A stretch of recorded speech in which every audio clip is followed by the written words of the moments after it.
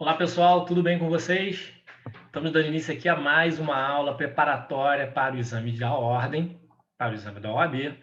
E a questão aqui é do ano de 2019, banca FGV, que é a banca que prepara as provas da OAB, do Ministério Público do Estado do Rio de Janeiro para o cargo de analista processual, ok? É uma questão que envolve aqui posse e seus efeitos. Então vamos lá. Enquanto viajavam de férias, o imóvel em que os Silva residiam foi invadido por Pereira. Agora que retornaram, Pereira alega que, tendo reparado a tubulação de água que estourou, colocando em risco o imóvel, enquanto eles viajavam, eles, o Silva, têm direito a reter o bem até que eles efetuem o ressarcimento pelos gastos que teve. No caso, Pereira. Então vamos analisar cada uma das questões tendo em mente a ideia de posse e seus efeitos. Letra A. Tem direito ao ressarcimento dos gastos que teve, com direito à retenção do imóvel. Então, ressarcimento mais retenção. Letra B. Tem direito ao ressarcimento dos gastos que teve, mas sem direito de retenção. Letra C. Não tem direito ao ressarcimento, mas pode levantar a benfeitoria. Então, vamos botar aqui, pode levantar a benfeitoria. Letra D, não tem direito ao ressarcimento, por se tratar de benfeitoria apenas voluptuária. Então, vou destacar aqui também voluptuária. Não tem direito ao ressarcimento, por ser possuidor de má-fé. Vamos marcar aqui possuidor de má-fé também. Muito bem, pessoal, muito bem. Para responder essa questão, em primeiro lugar, a gente tem que saber relembrar os conceitos aí de possuidor de boa-fé, possuidor de má-fé, certo? O possuidor de boa-fé, pessoal, ele é previsto ali no artigo 1201 do Código Civil, tá? Que vai dizer o seguinte, ó, é de boa-fé a posse, ou seja, o possuidor é de boa-fé, se ele ignora o vício ou o obstáculo que impedem a aquisição da coisa. A posse de má-fé é o contrário, né? Então é quando o possuidor, ele tem ciência do vínculo, do vício, desculpa, ou obstáculo que impede a aquisição da coisa, né? Então vamos lá. Primeira divisão aqui. Né? Depois eu vou trazer os artigos ali no slide seguinte, tá bem, pessoal? Fiquem tranquilos. Então, posse de boa-fé e posse de má-fé. Tá? No caso aqui dos autos, o Pereira, ele é um possuidor de boa-fé ou um possuidor de má-fé? Ora, pessoal, é claro que se ele invadiu o imóvel, se ele invadiu, ele sabia que o imóvel era de outra pessoa, né? Portanto, a posse de Pereira é uma posse de má-fé, tá? Uma posse de má-fé. A partir daí, a gente tem que saber quais são os efeitos da posse de má-fé, né? O que o possuidor pode fazer, se realiza benfeitorias, né, no imóvel, sendo ele um possuidor, ou no bem móvel também pode ser, no caso aqui é um imóvel, sendo ele um possuidor de má-fé. Tá? Essa questão, pessoal, é respondida pelo próprio Código Civil, tá? Artigo 1220, ao possuidor de má-fé, serão ressarcidas somente as benfeitorias necessárias, ponto e vírgula. Não lhe assiste o direito de retenção pela importância destas, ou seja, não se assiste o direito de retenção pelas benfeitorias necessárias, nem o de levantar as benfeitorias voluptuárias.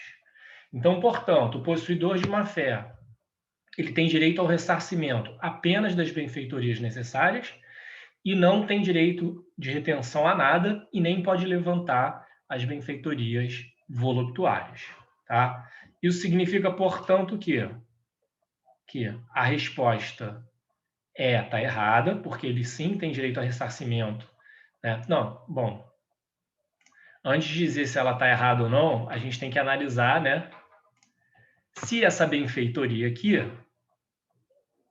é necessária, útil ou voluptuária. Qual foi a benfeitoria? Reparado a tubulação de água que estourou, colocando em risco o próprio imóvel, né? A benfeitoria necessária, pessoal, é aquela que visa a conservação da própria imóvel, né? Como é o caso aí dos autos. O imóvel a reparação ou a própria conservação do imóvel, né? Então, o imóvel aí ele estava em risco por conta do vazamento de água e o Pereira, né, que é o possuidor de má-fé, o invasor, ele consertou esse cano. Portanto, trata-se de uma benfeitoria necessária. No caso da benfeitoria necessária, mesmo o possuidor de má-fé, ele faz jus, ele tem direito ao ressarcimento, muito embora não tenha direito à indenização. Portanto, a letra E está errada, porque ele tem sim direito ao ressarcimento, uma vez que se trata de benfeitoria, vou até escrever aqui, ó, benfeitoria necessária. Necessária.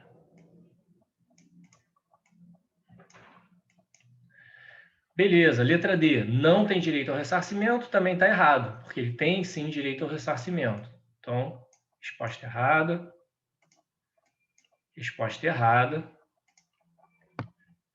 E ele diz aqui, ó, por se tratar de benfeitoria voluptuária. Não, no caso se trata de uma benfeitoria necessária. Letra D, também diz que não tem direito a ressarcimento, então já está errada. E ainda diz aqui, ó, pode levantar a benfeitoria realizada se não houver detrimento à coisa. Não pode, né? A benfeitoria, a gente viu que o artigo 1220, né, ele diz que ele não tem o direito de levantar as voluptuárias, tá? Então, mesmo que se tratasse de uma benfeitoria voluptuária, o que não é o caso da questão, ele também não poderia levantar, tá? Então, também está errado. Letra B, tem direito ao ressarcimento dos gastos que teve, mas sem direito à retenção. E letra A, tem direito ao ressarcimento dos gastos que teve, com direito à retenção do imóvel até que isso ocorra. Bom, a gente viu que no caso, o possuidor de má-fé, muito embora ele tenha direito ao ressarcimento dos gastos, por benfeitorias necessárias apenas, ele não tem direito à retenção. Então, portanto, muito embora essa parte da questão esteja certa, a segunda parte está errada. Portanto, resposta correta, letra B de bola. Beleza? Vou mostrar os artigos aqui para vocês.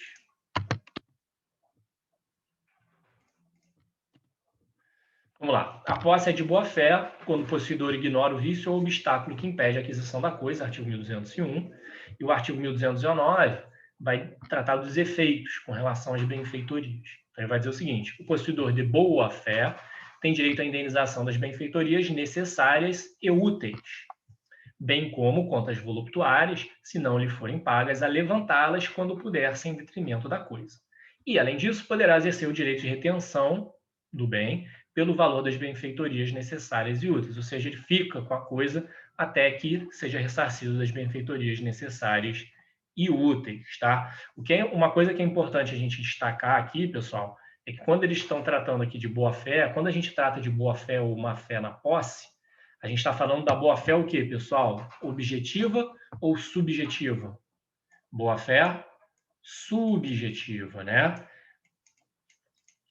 Que significa justamente o estado de consciência do sujeito, né? É se ele sabe ou não sabe do vício ou obstáculo que impede a aquisição da coisa, né? Diferentemente, existe a boa-fé objetiva, que remete a um padrão de conduta esperado, né? E tem três principais funções, né? Função de interpretação, função criadora de deveres anexos e função de evitar, de impedir exercícios abusivos de direitos, né? Todas essas questões vocês podem eu faço remissão às minhas aulas de responsabilidade civil e direito do consumidor quando eu trato do princípio da boa-fé, tá bom? Responsabilidade civil é quando eu falo de abuso do direito, aí eu vou tratar da boa-fé objetiva, e nas aulas de consumidor, quando eu trato do próprio princípio da boa-fé, tá bem? Beleza, pessoal. Então, a gente viu a posse de boa-fé e seus efeitos. E quando se trata de uma posse de má-fé, né? A posse de má-fé, então, é quando o possuidor tem ciência do vício ou do obstáculo que impede a aquisição da coisa. É o caso aí do Pereira, a gente viu, que ele invadiu o imóvel alheio, né? O artigo 1220 ele vai dizer: ao possuidor de má-fé serão ressarcidas somente as benfeitorias necessárias.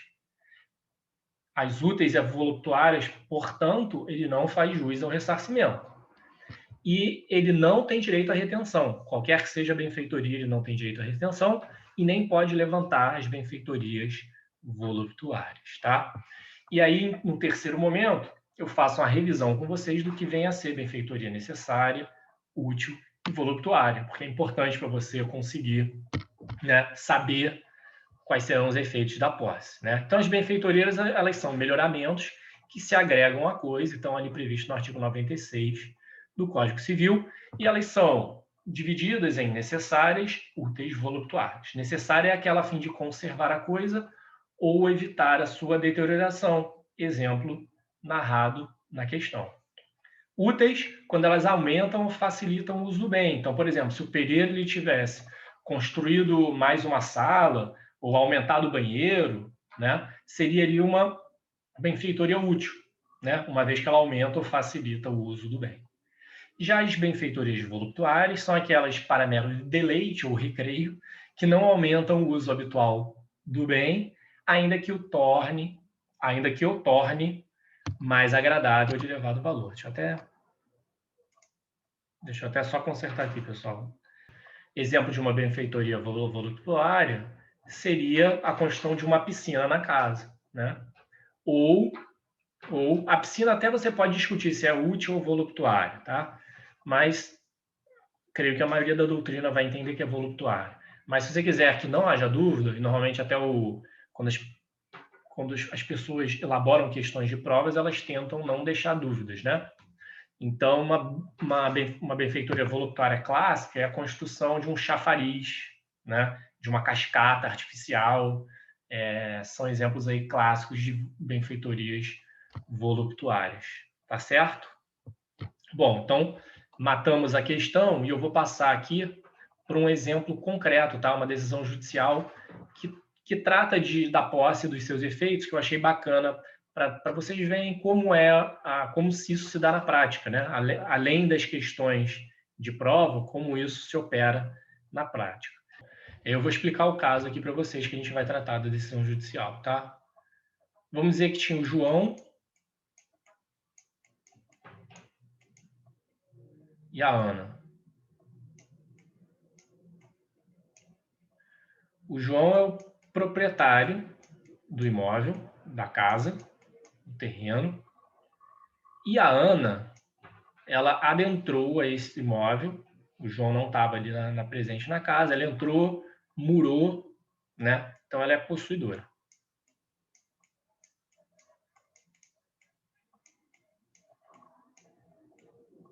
Possuidora, beleza? Do determinado terreno. O João, quando descobriu isso, quando descobriu que existia uma outra pessoa, né, morando no seu imóvel, vamos dizer que seja uma casa de campo, né, algo que ele não frequentava, né, não estava frequentemente presente. Então, quando ele descobriu isso, ele ajuizou uma ação de reintegração de posse para reaver a posse do seu imóvel, certo? A Ana, em defesa, né, ela diz o seguinte: realmente eu não sou proprietária, mas eu sou possuidora de boa fé e eu construí aqui no imóvel um anexo. Eu ampliei o imóvel, construí um quarto a mais. E, portanto, né, eu até posso devolver o imóvel, mas eu faço jus à indenização por essa benfeitoria que eu fiz, que é uma benfeitoria útil, não é isso? Eu faço jus ao direito de retenção, ou seja, eu vou ficar no imóvel até que ele me pague os gastos que eu tive para ampliar a casa, beleza? Muito bem, e qual era a situação, pessoal, temporal? Isso vai influenciar aqui na resposta. Vamos dizer que a Ana aqui, ó, entrou no imóvel em 1/1/2019. O João ficou sabendo disso e ajuizou a ação em 1/7/2019. A Ana foi citada da ação em 1/9/2019 e construiu o anexo em 1/11/2019. Muito bem. Vamos dizer que a posse de Ana inicialmente fosse de boa-fé, tá? Isso depende do caso concreto, depende da análise, né, do processo em si, mas o fato é que vamos dizer que a posse era de boa-fé aqui, beleza? Então, posse de boa-fé. Boa-fé é o que, pessoal? Boa-fé subjetivo, né? Então, posse de boa-fé. O que ocorre? Ela está na posse de boa-fé. Na posse de boa-fé, o que ocorre com a citação, pessoal? Com a citação, ela passa a não mais ignorar que existe um vínculo ou obstáculo, né, que lhe impedem a aquisição. Ela passa a ter ciência de que, ao menos em tese, João é o proprietário do imóvel, né? Então, a partir da citação, olha que legal, a partir da citação, a sua posse se converte numa posse de má-fé. E aí, então, para a gente responder essa questão, né, a gente precisa saber quando que foi construída a benfeitoria útil, né? Porque se a benfeitoria útil foi feita no curso da posse de boa-fé, ela tem direito à indenização e faz jus à retenção, tem direito à retenção, né? Ela fica no imóvel até que João lhe pague os gastos que ela teve com a construção.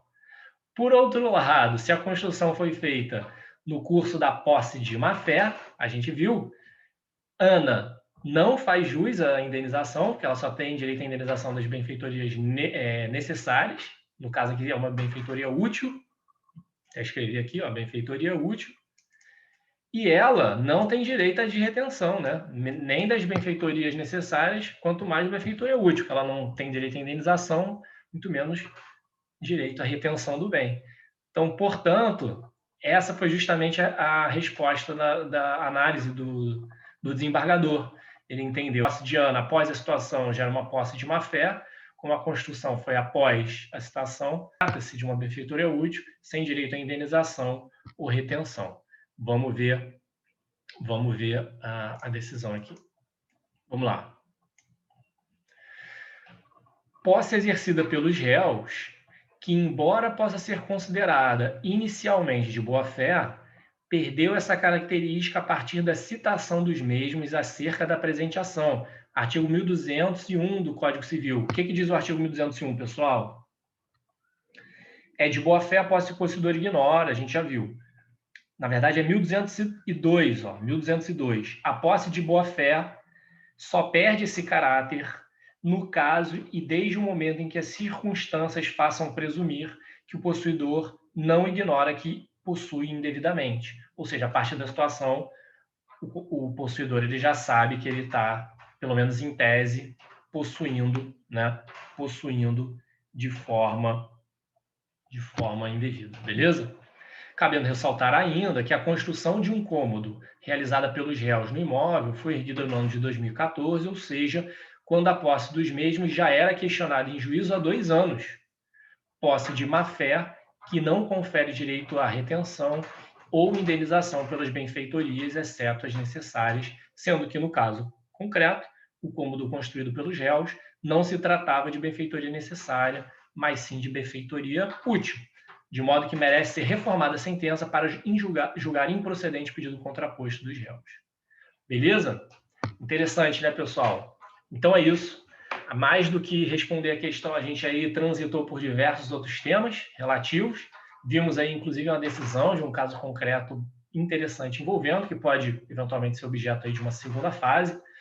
Então, espero aí que vocês tenham curtido e nos vemos na próxima aula. Um grande abraço!